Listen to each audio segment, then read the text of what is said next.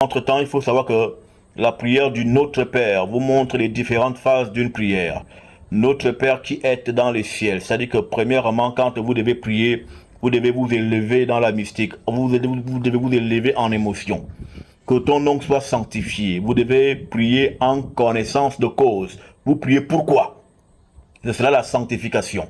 Que ton nom soit sanctifié. Autrement dit, que tu sois connu par moi qui t'invoque. Parce que la sanctification, c'est la connaissance. Que ton règne vienne. Autrement dit, que l'atmosphère christique de Tario se répande en moi et autour de moi. Que ton règne vienne, que ta volonté soit faite sur la terre. C'est-à-dire que les manifestations mystiques qui se produisent dans mon esprit se répandent jusqu'à ma dimension charnelle. Donne-nous aujourd'hui notre pain quotidien. Autrement dit, exauce mes vœux. Pardonne mes offenses, comme je pardonne. Donc, il faut pardonner pour être pardonné.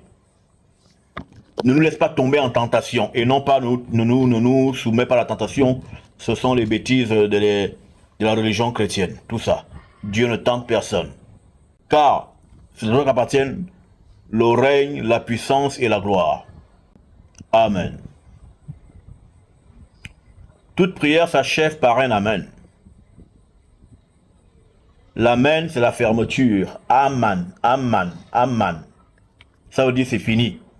Amen. C'est fini, c'est clos. C'est pourquoi on enterre. Je l'ai enseigné ici, on enterre avec le signe de l'amen, qui est la croix. On croise les bras pour que la personne enterrée, on ne vienne pas dérober son dépôt mystico-vibratoire gisant dans ses ossements. Car il est possible de voler la personne dans la tombe, parce que l'esprit ne part pas aussitôt dans les dimensions évoluées après que la personne ait été enterrée. Son aura reste encore là pendant un certain moment que je ne dirai pas ici. Et après qu'il soit resté là, dès qu'il trouvera une nouvelle demeure, il déménagera pour ses nouveaux locaux. Le signe de croix est un amen. Hein? Chez les catholiques, ils font notre nom du Père, du Fils et du Saint-Esprit. Eux-mêmes, ils sont même perdus. C'est-à-dire que le Saint-Esprit devient deux personnes. Au nom du Père, ça devait être au nom du Père, du Fils et du Saint-Esprit. Maintenant, ici, là, il y a qui? On ne sait pas qui est là. Hein? Voilà. Mais ils font quand même au nom du Père, du Fils et du Saint-Esprit. Et pourquoi Saint-Esprit, c'est maintenant deux épaules? Alors que c'est un seul individu. Hein? Voici l'arnaque de ces individus qui n'ont aucune pénétration de la mystique ancestrale. Le signe de croix, c'est le mouvement du soleil. Le signe de croix, c'est aussi la matrice féminine. Hein? L'utérus, les ovaires, et puis le tronc qui descend jusqu'à la cavité vaginale. C'est exactement ça. C'est exactement ça.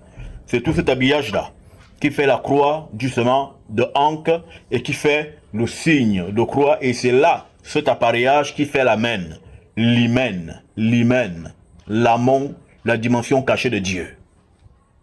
Et donc, toute prière doit commencer par l'amen. Parce que quand vous allez dans l'amen, dans la prière, vous entrez dans le secret. C'est pourquoi Isaiah Ongola disait à ses adeptes que si vous voulez prier, entrez dans votre chambre et votre Père qui est dans le secret.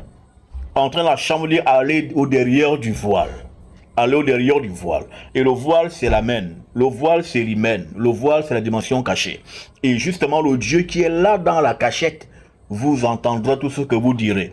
Et une fois que vous finissez de parler dans la cachette, vous reviendrez naturellement de l'autre côté. Donc, vous allez encore réouvrir la porte. Autrement dit, vous repasserez par l'hymen. Vous repasserez par l'amen. Vous repasserez par la même symbolique, par la porte par laquelle vous êtes entré pour achever votre échange mystique d'avec votre Dieu, votre Tara, votre Nana, vos ancêtres, qui sont bien sûr une dimension divine qui s'exprime à vos côtés.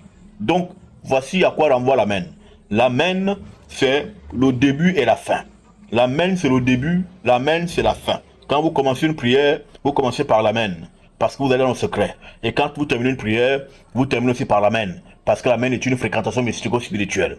Dans l'Égypte antique, l'amen renvoie à la dimension la plus évoluée de Dieu, d'où l'a-t-on appelé Amon. Amon qui veut dire le Dieu caché. Amon-Ra, le soleil qui se cache. Comment un soleil peut se cacher? Qu'est-ce qui peut cacher le soleil?